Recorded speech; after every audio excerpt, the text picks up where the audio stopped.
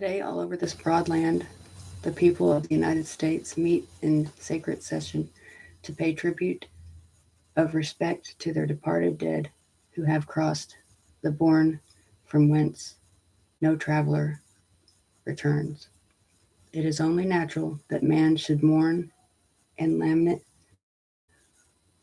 over the death of a friend. When the grim reaper has passed among us and stricken one whom we loved with death, we stand appalled at the awful mystery of it all. For we do not understand why the light of yesterday does not shine today, and why we no more feel the loving touch of the vanished hand, nor hear the voice that is now still. And we cry out like infants crying in the dark for the light with no language but a cry. And yet, why grieve? Death has no more mystery than has life. Each is only an inevitable and necessary law of nature and an incident in some infinite plan we know not of. We do not know why our friend has died, yet we know not why he lived. His birth, life, and death are to us wrapped in a cloak of mystery. Yet we know that death is not all. We know that man, with his fertile brain, has made it possible to perpetuate the history of the past and to penetrate the future and lift the veil of ages yet unborn, and to even snatch the lightning from the skies and harness it to man's bidding. Yes, we know from the wonderful inventions and ingenuity of man that in death he is more than mortal, but in life he is only mortal and was born to die that others might live. The boast of heraldry, the pomp of power, and all that beauty, all that wealth ever gave, await alike the inevitable hour. The paths of glory lead but to the grave. Civilization is progressive. Every generation has its front rank and its rear rank, but the march of progress goes steadily onward toward the evolution of God's final purpose. The rear rank of each generation and the front rank of the new generation take their stand far beyond the ken of men of days gone by.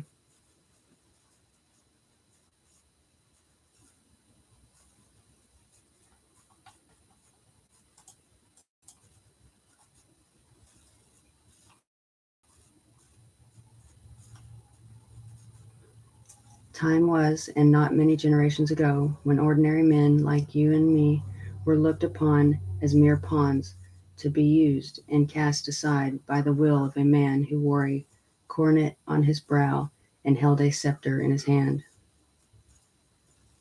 The life and welfare of the common man meant nothing to him.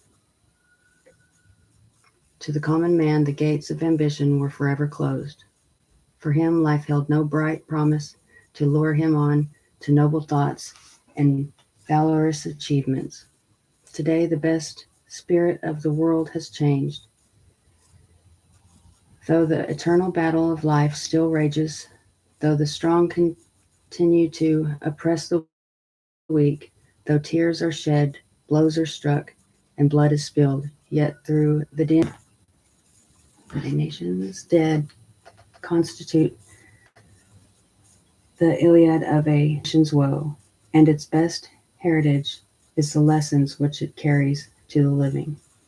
To care for the preserve, to care for and preserve the memory of those who have gone before has been to thoughtful student of history.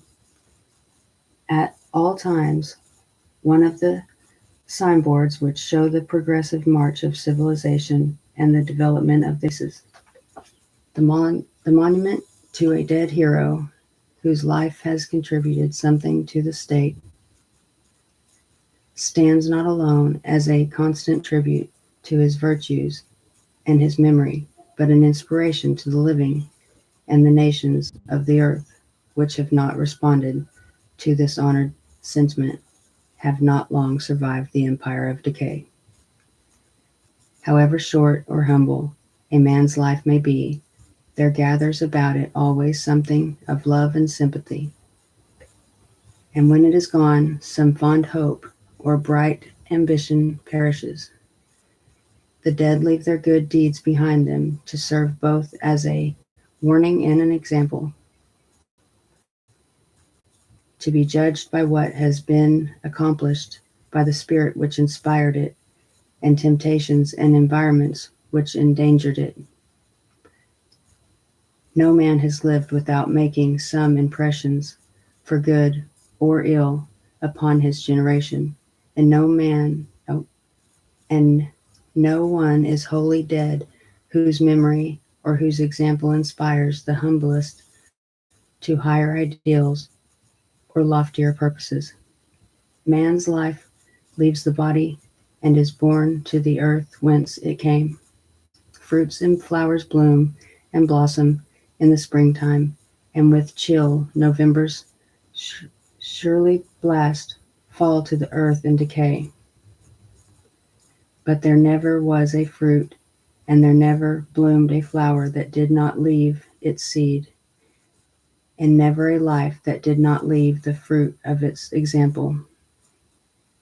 The sun of man's life goes down and passes below the horizon, but the star of his example and good works remains fixed, unalterable in the firmament.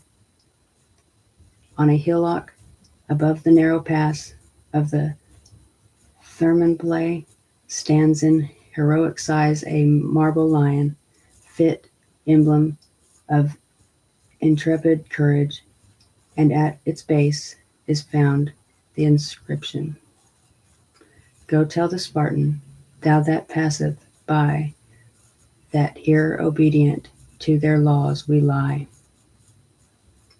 To the shrine of Spartan valor, the Spartan mother brings her son, and reading the message which the dead sends to the living, recounts the story of Leonidas, the young king, and his Spartan band, who gave up their lives in defense of their country's laws. The same sentiment, ever ancient and ever new, still survives and will continue to live. 23 centuries have not extinguished this feeling of veneration for the dead, who have left the impress of their lives and the force of their example behind them. It still lives to console and elevate humanity. Its morals are today found in every civilized land.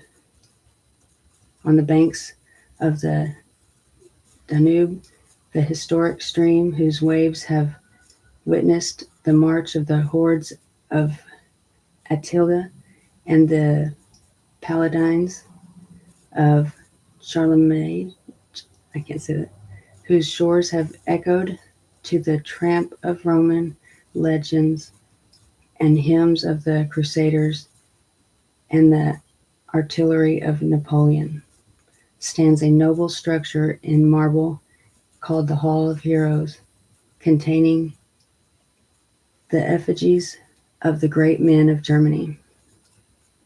By the soft blue waters of Lake Lucerne stands the chapel of William Tell, and in the black aisle of the old cathedral of Innsbruck, the peasant of the Tyrol comes from his Alpine home and kneels with bowed head before the statue of Andreas Hofer.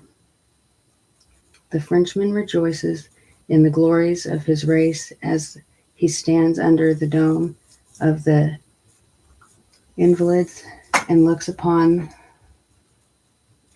the sarcophagus which contains the ashes of the Corsican corporal who carried the eagle of France beyond the Alps, stood with the tricolor in his hand on the bridge of Lodi, dictated the great treaty on a raft at Tilsit, and fought Russian fires and Russian snows at the gates of the Kremlin.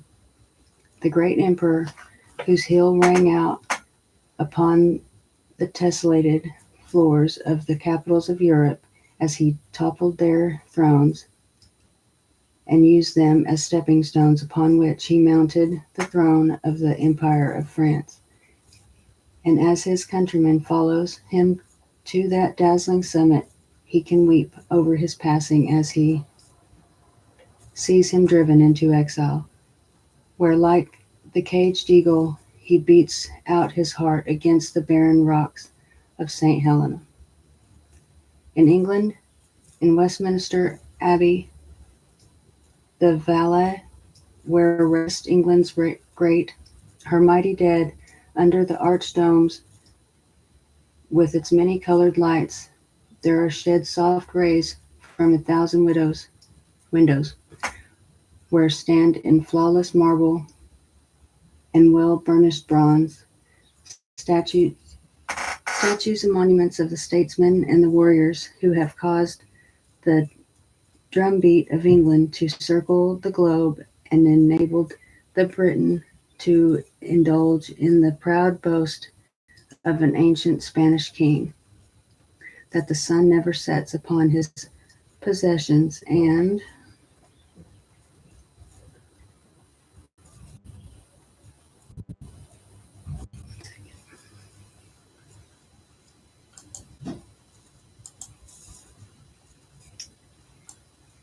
there are found the statues of her great kings and her murdered princes, the learned Canning and the elder and younger Pitt, the illustrious Gladstone and his great rival in statecraft, Disraeli, the incomparable Jew who welded principalities into an empire and crowned his queen with the diadem of an empress. Throughout the whole of the United Kingdom stand statues to her Wellington, her Gordon, and her Nelson, to the heroes of wars and the statesmen of their parliaments. In these memorials to her departed dead, you can see some of the secrets of England's 10 centuries of achievements. During life, she might forget Nelson's last request before he fell at Trafalgar. She may have deserted Chinese Gordon to languish and die in the Sudan, yet she perpetuated for the living their memories by preserving the heroism of their lives after their deaths. To emphasize the universality of this sentiment, one need not wander into strange lands nor search for new evidence among strange peoples. In our national capital, over whose dome stands the bronze figure of the goddess of freedom, is a hall dedicated by national law and affectionate sentiment to the segregated states of the American Union. And in the city, countless monuments and statues to the heroes of our wars for freedom and liberty. Yorktown, Gettysburg, Santiago, the Marne and Chateau Thierry. And yet we know that these memorials, which stand out like granite ledges in the pathways of recorded time, only mark the name and perpetuate the fame of him who, by precept or example, has done the state some service, and leave unsolved the great mysteries of life and death.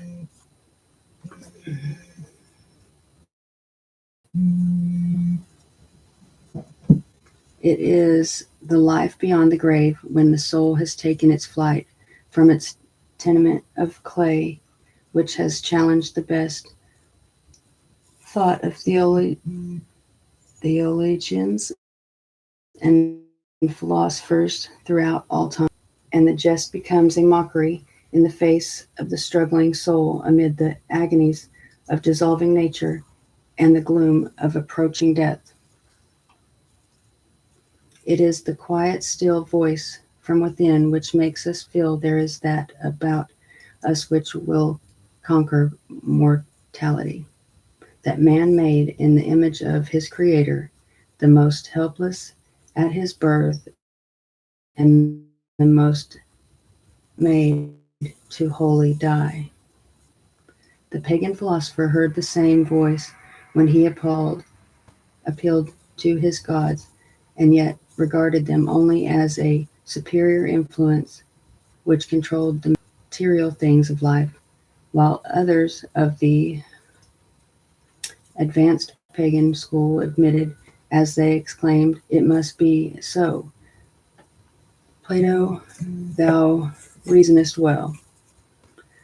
The savage Indian, reveling in the savagery of his race, feels the same influence when he furnishes the dead chief with food and raiment for his long journey in search of the happy hunting ground, the home of the Minto, the land beyond the Dakotas, where Hiawatha felt the spirit of Minnehaha went. The children of the Orient feel it when they take their honored guests to the tombs of their dead ancestors, appeal to their departed spirits as they recall the injunction of Confucius, Chinese philosopher, that he who in the morning without regret, the children of Brittany hear the same whispering when they gathered at midnight by the shores of the sea, listening for some sound from the chimes in the towers of their vanished and sunken city, which they expected to bring to them some message of hope from their departed. The early Christian martyr had the same intuitive feeling when he renounced his idolatry, braved the fury of a pagan mob, and looked calmly into the red eyes of the ferocious wild beast in the Colosseum. In all the stories which recount the heroism and Christian fortitude of the 3 centuries, mortality of there is none more pathetic than the classic story of Ion and his sister Clemantha. Ion, condemned to death, his sister went to him on the night before his death to ask him, in the name of their mutual affection and the memory of their dead mother, to renounce his faith that his young life might be saved, and in despair finally asked him if he were sure after death they would meet again. "I have," he said, "asked that dread question of the sun in the effulgence of his midday splendor. I have asked it of the hills which rock-ribbed seem eternal, of the flowing streams which limpid flow on forever. I have asked it of the stars amid whose dome of azure blue my radiant spirit has trod in glory, and all were dumb. But now, as I thus gaze upon thy living face, I feel the light which kindles through thine eyes cannot wholly perish. Yes, we shall meet again, Clemantha. And on the succeeding day, not one but two Christian martyrs, young in years and beautiful to look upon, hand in hand, sealed with their blood, their fealty to the Christian God. The conflict between belief and unbelief, fealty to the Christian God. The conflict between belief and unbelief has been but little or none by the ravages of time. The struggle is as acute in many respects today as it was of old, and will doubtless continue to the end of time. The same carping critics are asked, in the name of science, the same questions as did the disciples of Plato, until the issue is today not one of sect or creed, but of belief against unbelief in all forms of the Christian religion. Happy are those here assembled who follow its teachings, because among beatitudes is full belief in the doctrine of revealed religion. Its teachings do not enable its members to accept one part and reject another portion of the great book, which is the cornerstone, the substructure upon which is founded the Christian religion. It teaches the simple faith, worth more than Norman blood, the faith so beautifully described by Huntington, the great master. Too far. Over. Of blank verses in dialogue between the two sisters when the older asked the younger why it was that the God in whom she believed permitted the rain to fall and the sun to shine upon and make fruitful the crop of the just and the unjust man alike. Her answer was, I know not how these things are, my sister, but I gently lend my hand to faith and meekly follow where the angels lead. The same teachings cause us to believe in an eternal life beyond the grave with the same simple faith, and makes us feel that there must be a beautiful land somewhere. And the simple faith in the immortality of the soul is the most ennobling, the brightest star that ever crossed the horizon of man's unilluminated vision. But let us turn for one brief moment to the memory of our departed dead. Once they were wont to gather in our festive halls and listen to the wit and merriment of God's gifted children, but now they are gone, and we have but their memory. We call their names, but from their voiceless lips there comes no answering call. We cry aloud, and the only answer is the echo of our wailing cry.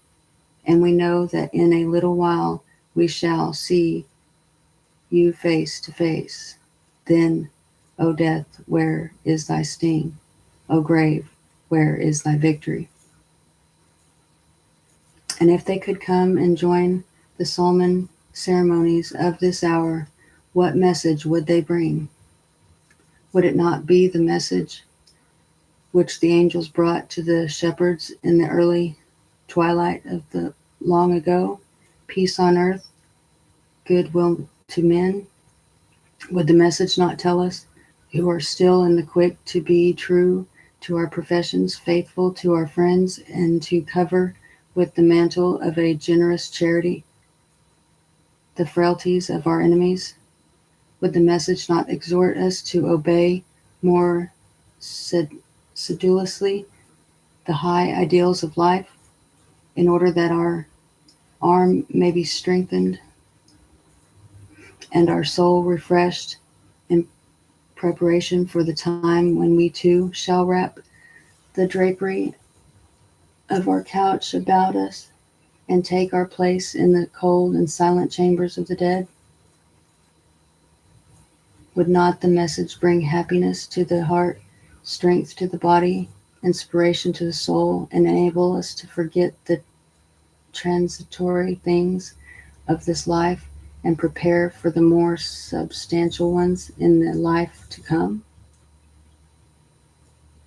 And when another year shall, in the order of the seasons, bring like memorial services, whose place will be vacant here, and for whom will we then mourn? Certain it reasonably is that some that someone here present will be absent when the long roll is again called.